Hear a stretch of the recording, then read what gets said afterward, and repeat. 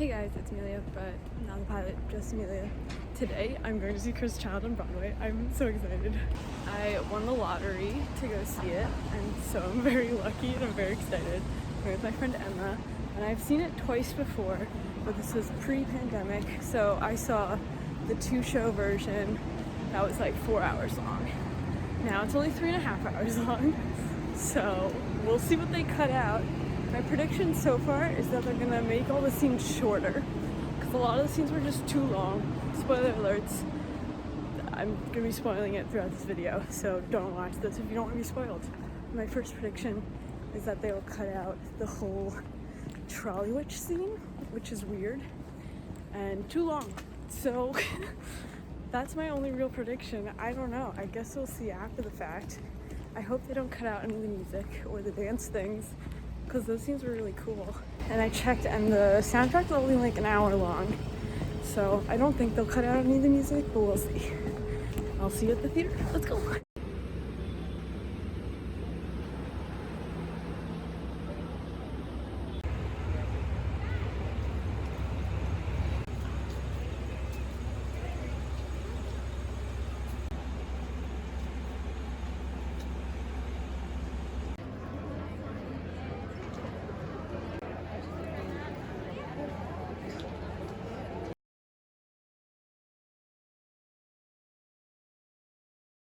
Hey guys, it is now the next day, and I wanted to discuss the mess that is Cursed Child.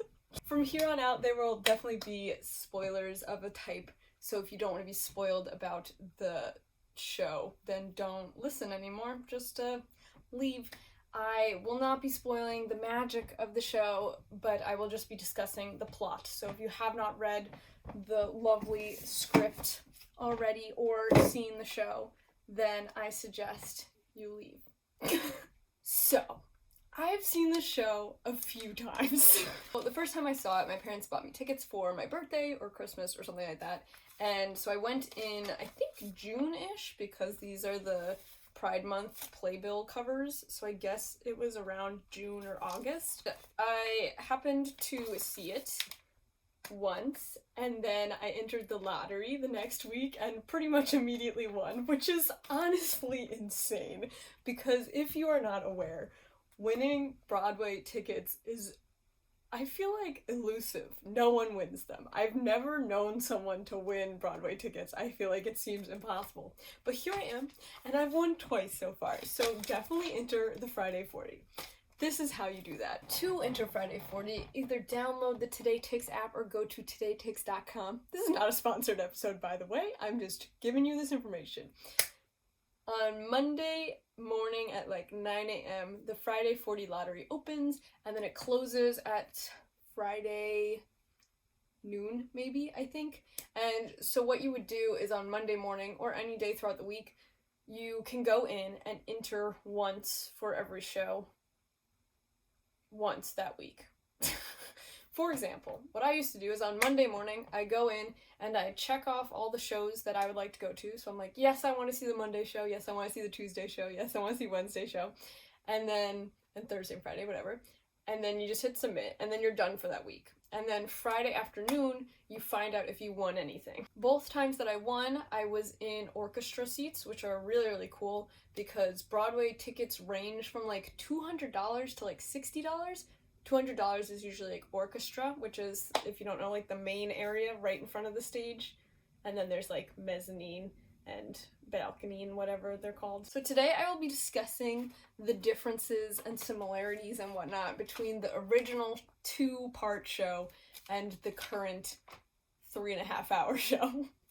Back when I first saw it, it was originally like a 2-hour show, then you have an hour-long break for dinner, and then you have another like 2.5-hour show. So that is why you get 2 playbills, which I think was really cute because they go together to make a little picture. Isn't that cute? It's the top of the book. It's the wings. Very cool. And then in between, when you left, they would give you a little button that was like, keep the secret, which was like very cute. I do really like this new playbill cover. I think it's very cute. It looks like the nest with the wings, right? And then I think this is Harry and Albus in the inside with a clock, which is very cute.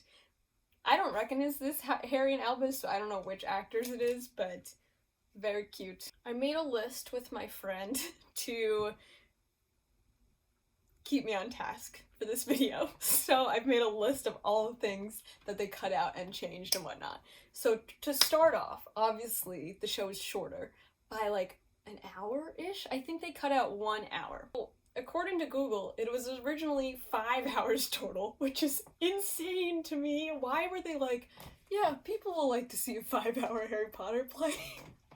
Like, yeah, I guess I enjoyed it, but also the show is such a mess that I, like, can't even get into it. I 100% recommend seeing it, but also the plot of this play is bad. It's so bad. And the only reason it's a good show to see is because the choreography, the music, the costumes, the set design, the props, and the cool onstage magic stuff is immaculate. The actors do a great job of a terrible script. Now to discuss the plots. I was so positive they were going to cut out the weird trolley witch scene, and they didn't. I don't know why they kept it. I really don't. I think it's such a weird scene. It's just like, why does this exist? I don't know. Does it move the plot along? Not really. But they kept it, and it was still weird. My friend that I went with was literally like, what is happening right now? The only thing I feel like they really did was cut down lines in scenes. So a lot of the scenes were shorter, which made them make a little less sense than they already did. They also completely cut out Lily Evans Potter. That's like baby Lily, Albus's younger sister. Not there at all anymore, which makes sense, I guess. They also completely cut out Hagrid. He used to have a part throughout the whole show, and they just cut him out, which also makes sense. I felt like all of Hagrid's scenes were sort of just like thrown in there because he's sort of just like a cameo character. Like, I don't know why he's in it. I don't know why a lot of the characters are in this show, but we're not gonna get into that really right now. So there's a scene where Hagrid is standing next to a burning bed, which was very artsy. They cut that out. They also cut out little Harry. So there was a few like flashback scenes where Harry's having like a nightmare or something, and he's like baby Harry under the stairs again, and then Hagrid comes in. There's a couple scenes like that in the original show, and they cut those out, as well as they cut out Hagrid, obviously. So here's where the real spoilers start coming in. There was also a few scenes I remember where Albus was in Gryffindor, and he was just like wearing like a Gryffindor robe. They were in like the Gryffindor dormitories or something like that. They cut out a few of those scenes, which made sense because it didn't really do anything to the plot. It was just sort of like establishing Scorpius and Albus's friendship, I guess, and it was just them like freaking out like, oh my god, we messed up. So they cut those out. They cut out a couple ministry scenes. I remember there being more ministry scenes. They also, I think, cut out more of the like Voldemort and Valor thing going on, where it's like Scorpius is alone in the universe. I don't know what you would call that universe, but that one where Umbridge is still there and all that jazz. I remember there being more scenes with that, of like Scorpius running around and being like, Voldemort and Valor. I don't know why. And they only did that like once. So I do feel like they cut out some more of the artsy scenes. Like I was saying, that weird Hagrid burning bed scene, they cut like the artsy stuff out. Like that was a weird scene to watch. Like it's just strange. Okay. So now is when we get into the part where they intentionally queerbaited. Great. Of course they did. So a lot of the controversy with Cursed Child is obviously there is no queer representation, even though Joanne says that she supports the gays, and she doesn't. But Scorpius and Albus were always sort of queer-coded, or at least a lot of the fandom accepted them as a couple, which I think is so cute, and I love them so much. I love Scorbus so much. And so when they redid the show after this panini and cut down a lot of scenes, they cut out a lot of the other romances that were originally written into the story. In the original play, Rose and Scorpius have a thing, or rather Scorpius is constantly pining for and flirting with Rose, and it seemed really forced and weird, And then Albus was 100% fallen for and flirting with Delphi, the villain lady. Both of those romances I thought were weird in the original one because they're just sort of thrown in there as like, oh, by the way, like Scorpius actually really loves Rose. And it's just like, where did that come from? Rose is barely a character in the show, and they're suddenly just like, oh, by the way, he's straight. Like, why?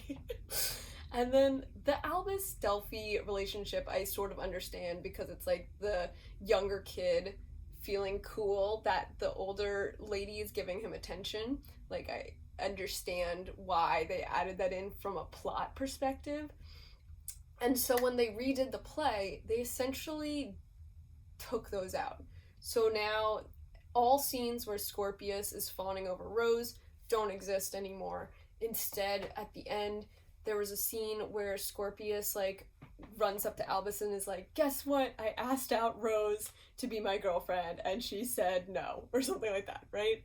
And in the new one, he instead runs up to Albus and is like, I asked Rose to be my friend, and she said maybe, or something like that, which I thought was funny.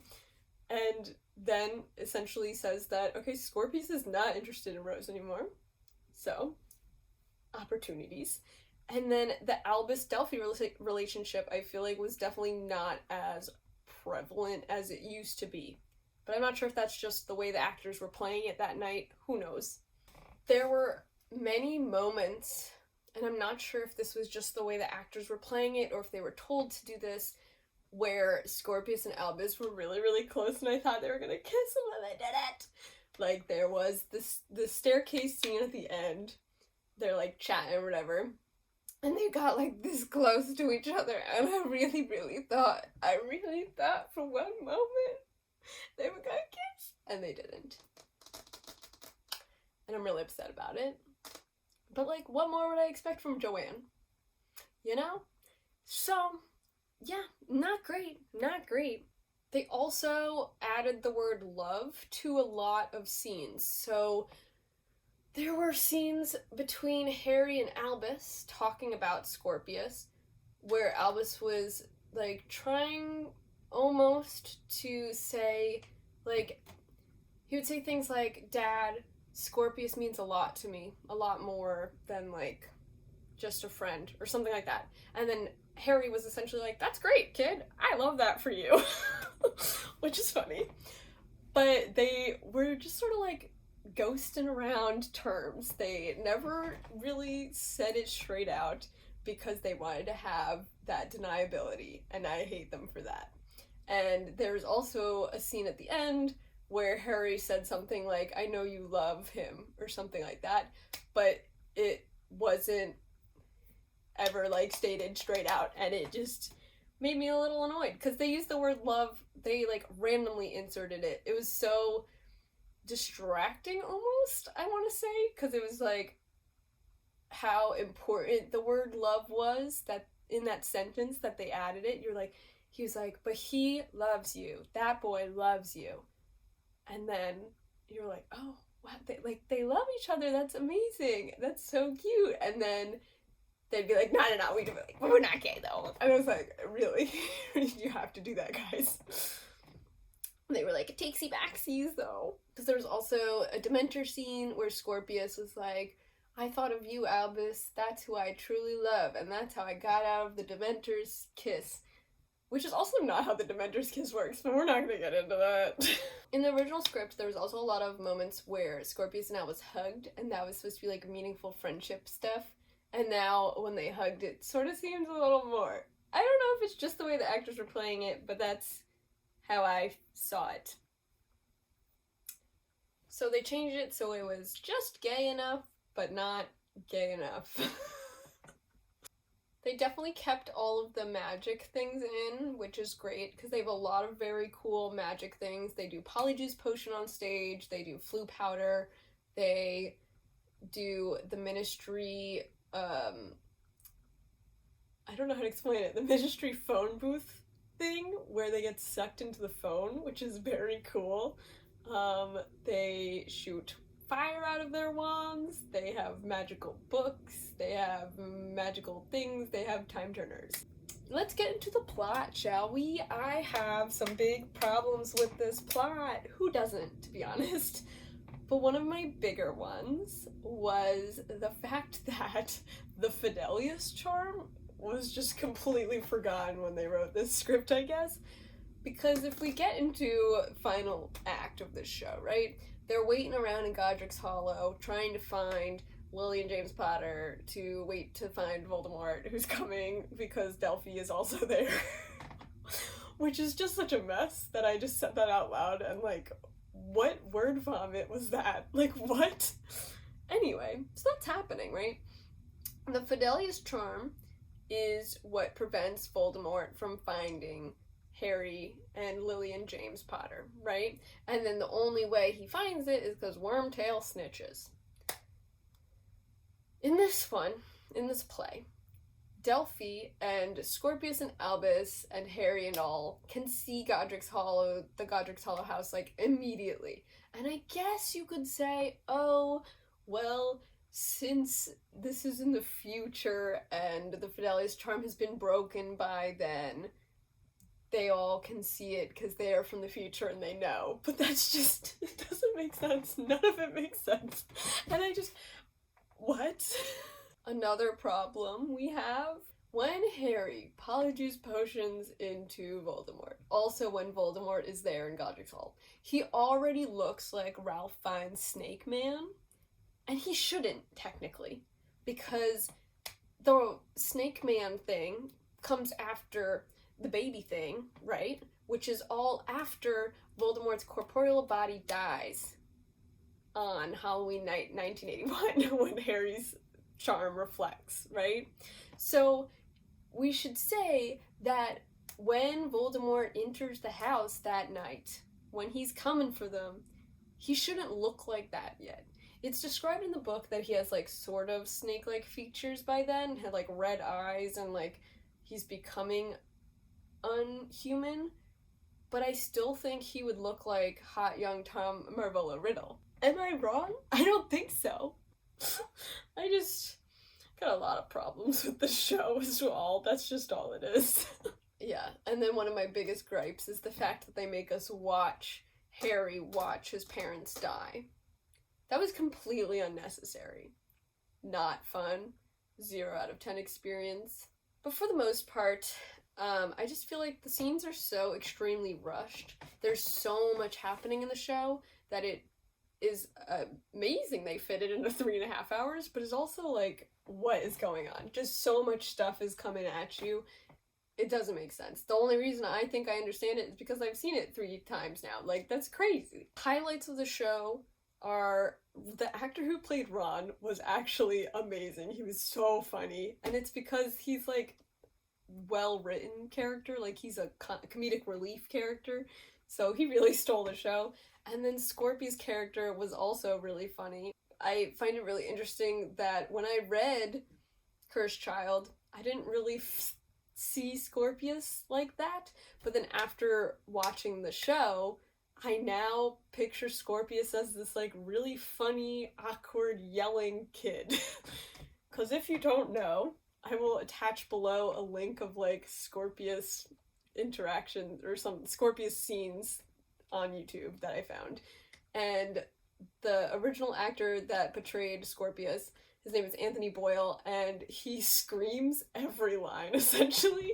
He's like this awkward, nerdy kid, and all of his lines are said with a yell. So he's like, "Will you be my friend?" And he just like yells the entire show. And it's such an odd choice that he made, but it's so funny and it really defines his character for me. I don't really know if I know a single person that I've ever met that yells every word they've ever said, but that's Scorpius for you. There's a whole bunch of other problems with this show and script in general, but we're really not going to get into it today. I just wanted to discuss the main differences that I noticed between the original stage play and the current stage play on Broadway. Yeah. Another one of my problems, the current Broadway show cast, I don't think a single one of them are British, and you could tell. The accents were not good. Which I think is interesting because they're like Broadway actors, but none of them could consistently keep the accent. Even the McGonagall lady, she had it for a little bit, but then, like, lost it almost immediately, and I was like, oh man. Ooh, it was still a good performance, but none of them had a British accent. It was just sort of funny. Good old Cursed Child. It's not what we wanted, nor is it what we needed, but it exists. I will also leave a video link down below that I found when I was trying to find a slime tutorial bootleg, if you know what I'm saying. I found this performance done by children, which is almost as good as the real thing, and it's all on YouTube, so I will link it down below. It's a great laugh, and if you've seen the show, you will see how almost identical it is. It's just very funny to watch. I will link that below. Anyway, that's all I have to say about Cursed Child. I hate the way they portray Harry. I hate the way they portray almost all the characters. I love Scorbus, and I'm gonna go read some Scorbus fanfiction and call it a day. Thank you guys for watching. Bye!